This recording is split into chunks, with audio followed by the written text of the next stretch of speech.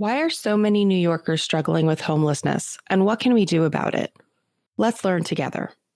Welcome. I'm Samantha Diliberti, founder of the social impact hub Orange You Going, and this is Progress Through Purpose.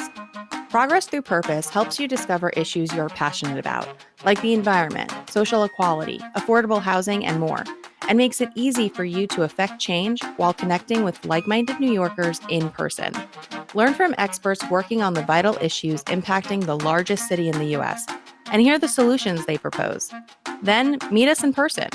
Join the OG Squad, a community of changemakers who meet to affect change together. Build new friendships, expand your network, and advance your career through civic engagement, all while uplifting our city. Learn more about the movement at orangeyougoing.com. Hey, OG Squad, welcome. Today we're joined by Jacqueline Simone, Policy Director at the Coalition for the Homeless, which is the nation's oldest advocacy and direct service organization helping homeless individuals and families. Since joining the coalition in 2014, Jackie has advocated for long-term solutions to mass homelessness in New York. Some of her successes include securing historic commitments from New York government to provide supportive housing and establishing a right to counsel in housing court for low-income tenants. Jackie, welcome. Thank you so much for joining us. Thanks so much for having me. It's a pleasure to be on. So I want to start with what may sound like a really simple question, but I expect will have a complex answer. And that is, why are people homeless in New York?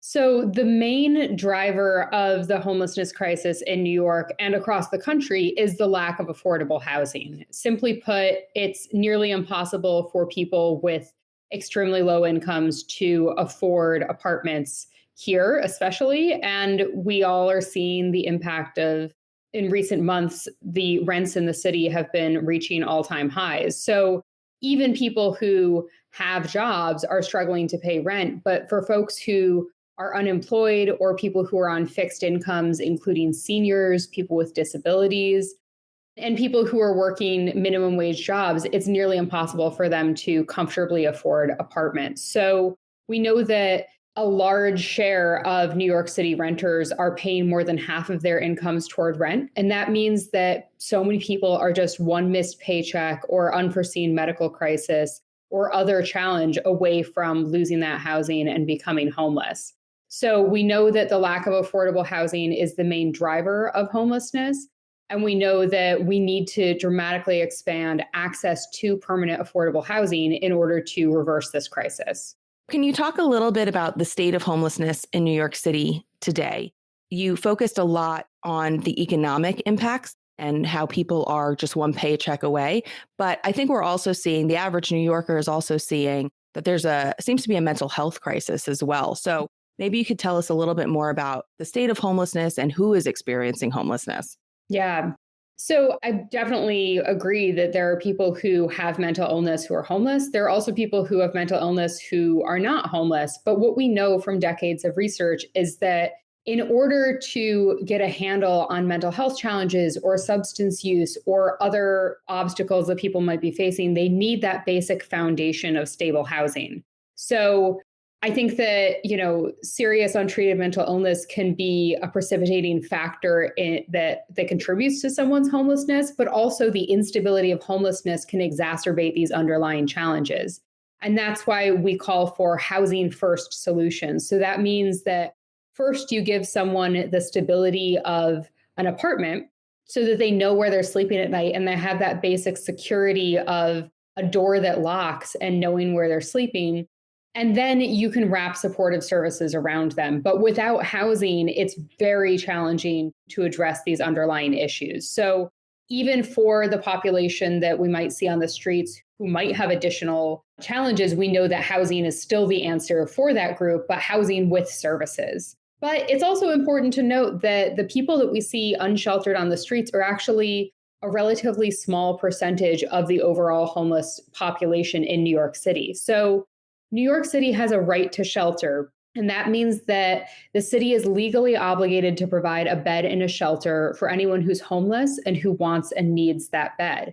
So as a result, in the primary shelter system that New York City government oversees, there are more than 50,000 people on any given night. And that includes more than 15,000 children. So that's just shelters overseen by the city's Department of Homeless Services and the Department of Housing Preservation and Development.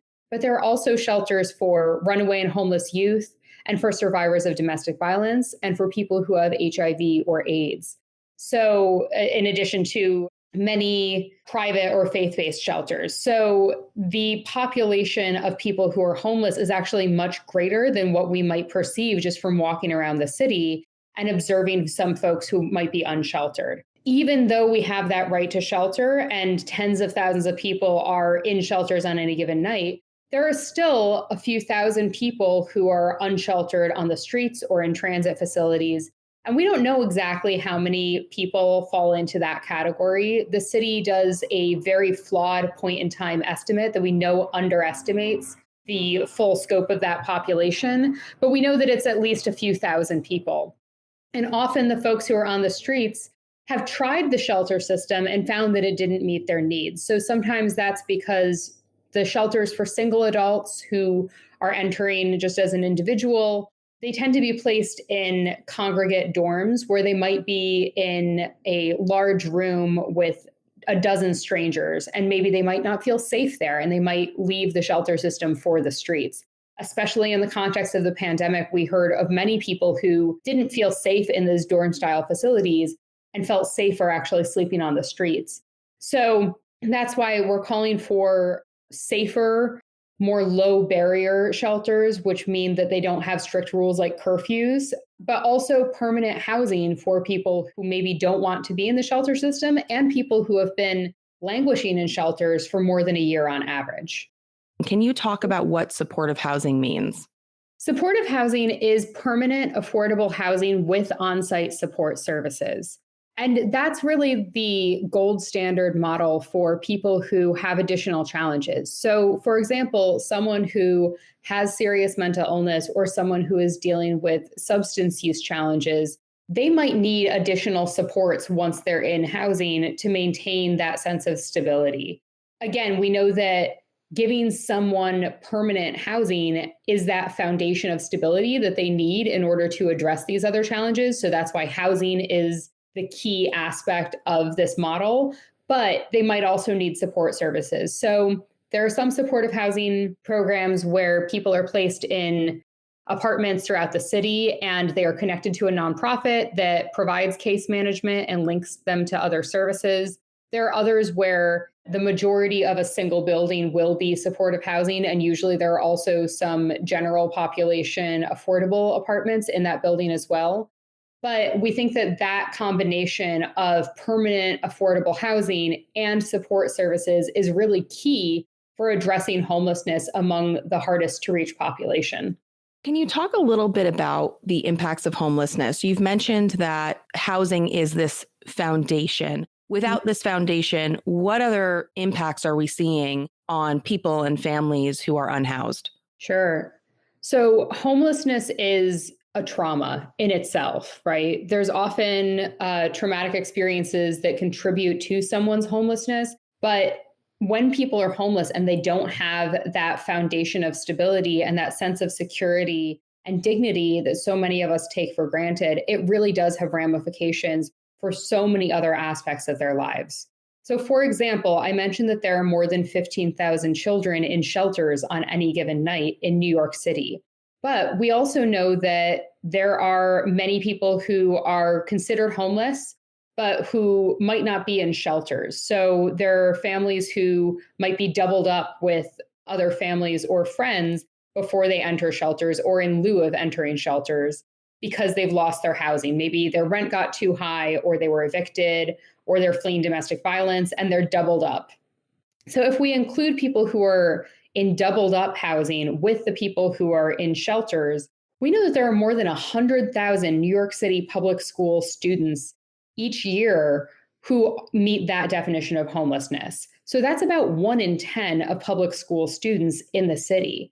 That has huge ramifications for that individual student as well as for the classroom as a whole, because often homelessness involves further instability where people might be transferring mid-year in and out of classrooms if their shelter assignment changes or if their housing situation changes, even getting to school in the morning can be really hard for people. So without getting too in the weeds, there are rights that people have to remain in their school of origin when they become homeless.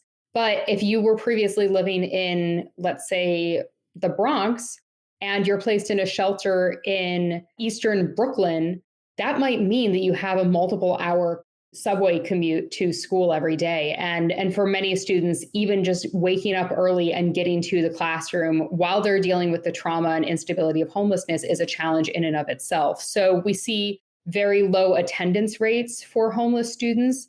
We know that they tend to perform less well on proficiency exams and other academic markers, and their graduation rates are also lower. And again, it's not because there's something wrong with these students. It's that they are carrying such a heavy burden of homelessness while also trying to keep up with their stably housed classmates. And that's just one example of the ancillary impacts of homelessness in our city. I actually just read a report recently that because of COVID, the nation has lost decades of math and reading skills amongst 9-year-olds because of the amount of school missed. Are we seeing an increase in the amount of homelessness post-COVID as opposed to pre-COVID? Yeah, and you raise a really good point about the added challenge of the pandemic on the struggles that homeless people were already facing. So when schools went remote in the spring of 2020, the vast majority of the family shelters in New York City did not have internet access. So the city was distributing tablets so that people could connect to the virtual classrooms, but some of these shelters didn't even have cell service where people could use data to connect to the classroom, and people were just missing school. So we worked with the Legal Aid Society on litigation so that the city has now installed Wi-Fi in shelters for families with minor children who are of school age. But that took a lawsuit and many months to install. And people who are in shelters for other populations, like single adults or adult families without minor children, still don't have access to Wi-Fi in their shelters. So thinking about how much of our life has gone virtual in the past couple of years just really highlights the disparities that homeless people are facing because they haven't been able to do remote work. They haven't been able to apply for jobs or search for apartments remotely because they don't have that basic necessity of internet access in their shelters. So I think that's just one additional challenge that people have been facing. But in terms of the size of the homeless population and the impact of the pandemic, we've seen some interesting trends. So over the past couple years, there was actually a slight decrease in the number of families with children in shelters. And that's largely because of pandemic protections, such as the eviction moratoria in New York, which actually expired in this past January. But for almost 2 years, very few people were losing their housing through evictions. And that meant that people who would have otherwise become homeless were remaining housed. And that really did suppress the population of homeless families. We, however, did see a continued increase in the population of single adults who were homeless because many people who were very unstably housed prior to the pandemic and weren't on a lease and had an overcrowded housing situation were just forced out. Many people lost their incomes as well. So people who were barely scraping by and doing various jobs now could not afford their rent. They might not have known what kind of protections they were entitled to, and they might not have known about the eviction moratorium, and they did become newly homeless. And then also there are factors where long overdue reforms, like the shift toward decarceration, where people have been needlessly kept in prisons and jails for years on low-level offenses. And this, of course, disproportionately impacts Black and Latinx New Yorkers. In an effort to release people from prisons and jails, especially in the context of the pandemic, many people were not actually connected to permanent, stable housing after they were released.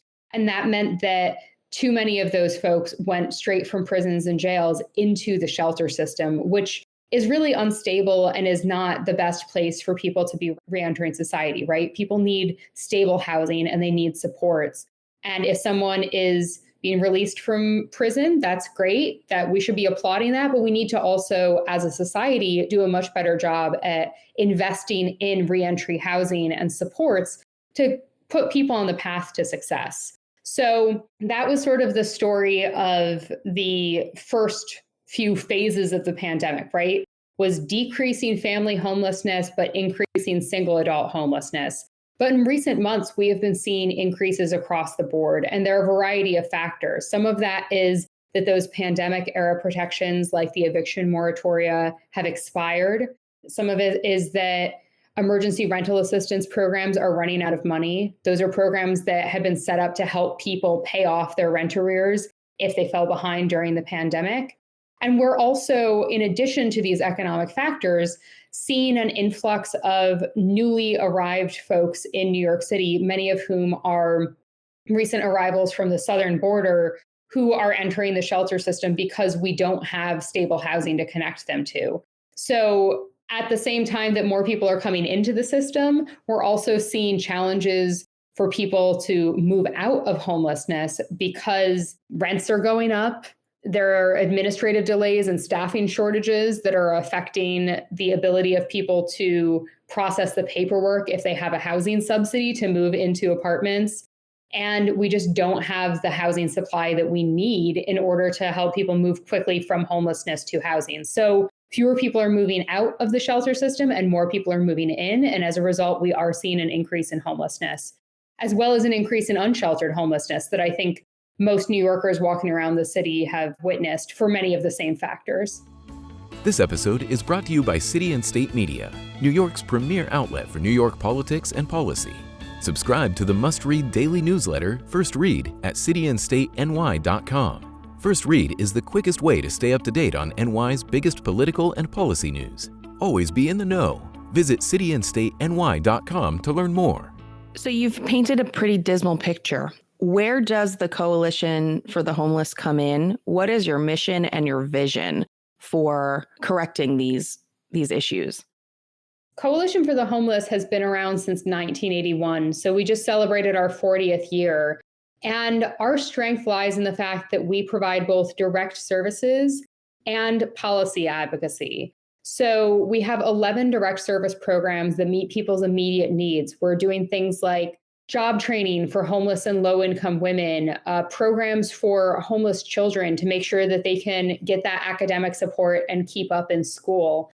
There are a nightly mobile soup kitchen that serves more than 1,000 meals every single night of the year, never missing a night of operation since 1985, serving people who are on the streets in Manhattan and the Bronx every single night. We have a crisis program that has shifted to a hotline during the pandemic where folks can call if they need help with accessing shelter or benefits or housing, and several other programs as well. Eviction prevention to help people who need help paying off their rent arrears, for example.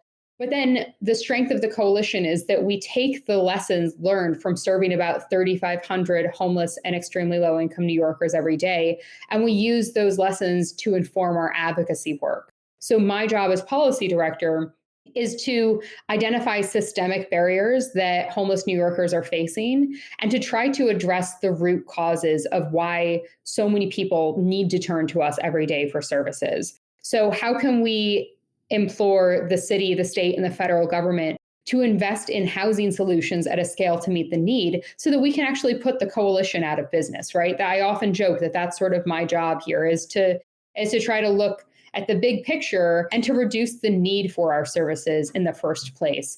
And that means calling for investments in homelessness prevention, high quality shelters with private spaces. That means single occupancy rooms for single adults as opposed to the large dorms with robust services.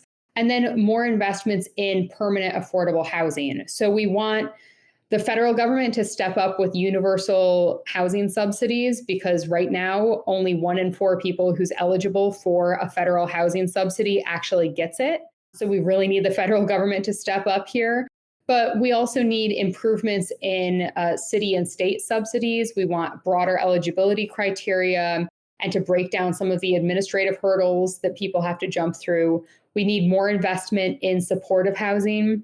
We have had historic agreements in New York City and New York State to create more supportive housing, but we need to be more ambitious and we need to accelerate the pipeline for bringing those units online, because right now people are languishing in shelters and on the streets when we know that they would benefit from that permanent housing with support services. And crucially, we're also calling for New York City to align its housing plan with the reality of record homelessness. So currently, the city does subsidize a significant amount of so-called affordable housing. And that means that, there are city tax dollars at play, there are rezonings, there are a variety of benefits that developers get for creating housing that is considered affordable. And yet much of the housing that's been created over the past several years has not actually been affordable to the people who need it the most. It might be considered affordable, but it's only actually affordable to people making six figures. So we really need the city to drill down on the levels of affordability and to make sure that the housing that's being built in the city is actually aligned with who has the greatest needs for housing. And that means homeless and extremely low income New Yorkers. So we've been calling for the city to create at least 6,000 new apartments per year for homeless households and an additional 6,000 new apartments per year for households with extremely low incomes. And that means that they have incomes of under 30% of the area median income. And we think that while an ambitious goal, is really necessary to reverse the course of ever increasing homelessness and to help people avoid homelessness and move out of shelters and off the streets much more quickly. You've outlined a lot of different types of housing. So there's the shelter system that has some services, but is a dorm style system. Is that correct? For single adults, it tends to be a dorm. For families, it tends to be more of a self-contained unit. But the key thing about shelters, while they are necessary, and it's great that New York City has that right to shelter and ensures that people have a safe place to sleep tonight, shelters are supposed to be temporary. So while we should ensure that we have enough capacity to give people a place to sleep tonight, the fact that families and individuals are spending more than a year on average in shelters before moving into permanent housing is really a problem. And that's why we are calling for more investments in permanent affordable housing to reduce the need for temporary shelters. And so how does this affordable housing model work? It seems like rents are going up because of supply and demand. How are certain amounts of apartments set aside to be quote unquote affordable? And what is considered affordable? Yeah. So the standard of affordability typically is that you shouldn't pay more than 30% of your income toward rent. Because if you're paying more than that, then you might be in a tricky situation if you have an unexpected expense. And you also want to make sure that you have enough money left over for other necessities like food and travel expenses and transportation and clothing, as well as some money for recreational activities. So if we're taking the stance that you should not spend more than 30% of your income toward rent, there are a few different ways of achieving that. Some would be housing subsidies in the private market. So the city and to some extent the state, as well as the federal government, have various voucher programs where you find an apartment in the private market and you pay 30% of your income toward rent, and the government, whatever level of government issued that voucher, picks up the rest up to a certain amount. And that is really an effective way of helping people afford rents in the private market, recognizing that for many people, the gap between their incomes and rents is too great for them to carry on their own. So housing vouchers help people afford rents in the private market. And in New York City, it is illegal for landlords to discriminate against people and to say that they won't rent to them because they would pay rent with a housing subsidy. So we do have those protections, but we need more enforcement of them. There are other models of affordable housing as well, such as public housing. So public housing is what we would consider NYCHA buildings in New York. And there you have a different kind of subsidized housing where, again, you pay 30% of your income toward rent and the rest is subsidized by the government. The city is not building new public housing, though, and there are very technical reasons why that's the case. There are federal restrictions on having a net increase in the number of public housing units. But in that case, your landlord is the government. So there's private market housing where your landlord is a private entity and the government is helping to subsidize your rents. And then there's public housing where the landlord is the government themselves. And then in supportive housing, for example, usually there would be a subsidy, like a rent subsidy, in addition to that connection with the nonprofit service provider. So there are different models. In addition to those models, when the city is subsidizing affordable housing, sometimes a private developer will receive financing so that the rents will be set at levels that are deemed affordable to certain income bands. And that's, again, based on the calculation that people shouldn't be spending more than 30% of their income toward rent. So once a housing development is constructed, there will often be a lottery for those units that are income targeted. And there might be different income bands that the building is going to be accommodating. So sometimes there's affordable housing, but in order to qualify for that affordable housing, you need to be earning $100,000 a year. And that's why we're urging the city to have deeper levels of subsidy at the front end so that the housing that they are subsidizing is actually affordable to people earning 30% of the area median income or less, as well as people who are homeless. This gets into a dollars and cents conversation. Do we have a sense of what it costs to have somebody in shelter versus to have the government subsidize their housing for an apartment?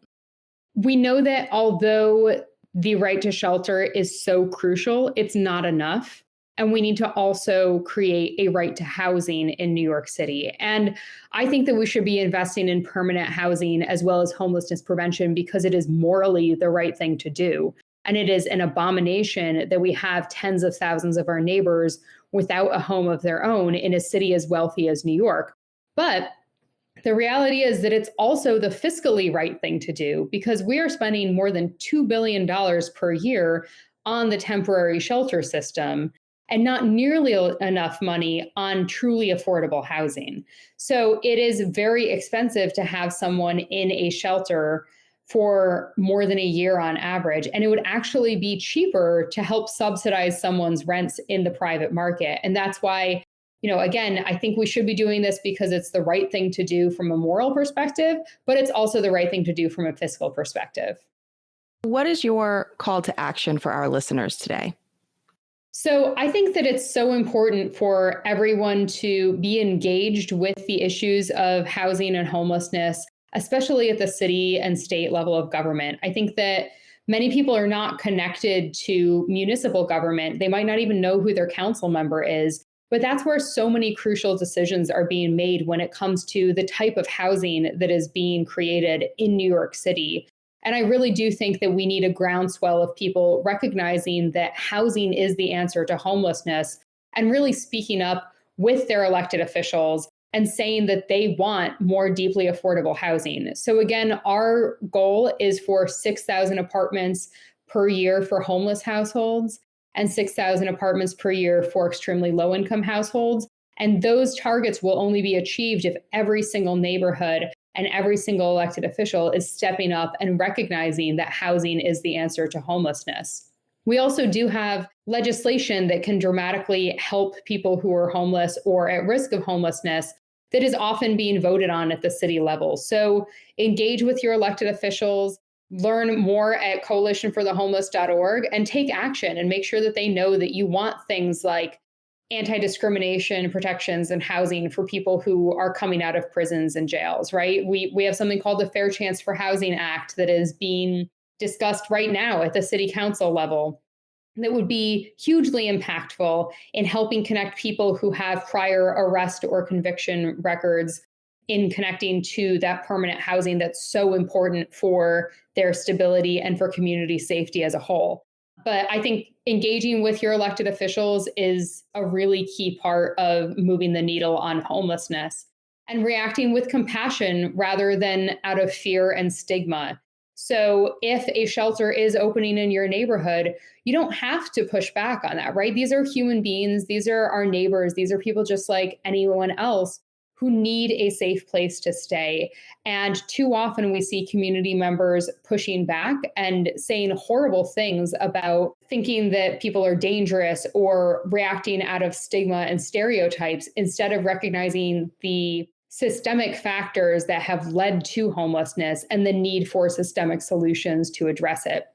So on our website, we have profiles of compassionate communities who have embraced homeless people either in shelters or on the streets in their neighborhoods. And I encourage everyone to read those examples so that they can be inspired to treat people with kindness rather than out of fear. And then if people want an immediate thing that they can do to provide assistance to people who are homeless, we currently have our annual back to school drive. It's called Project Back to School.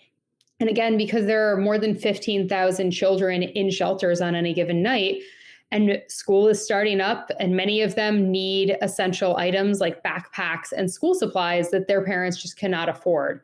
So every year, we provide filled backpacks to homeless students so that they can go to school prepared and ready to learn. And this year, we have a goal of 4,000 backpacks. And it costs about $20 per backpack, including the bag and all of the supplies that students might need. Right now, we're still raising money, though, to fill those backpacks, and we're about $20,000 short of our target. So if people go to our website, coalitionforthehomeless.org, they can learn more about Project Back to School. And if they're able to make a financial contribution that can help us fill backpacks and get them in the hands of homeless students as school is starting, that would be great. Jackie, thank you so much for joining us today and for the amazing work that you do. Yeah, thank you so much. It was a pleasure.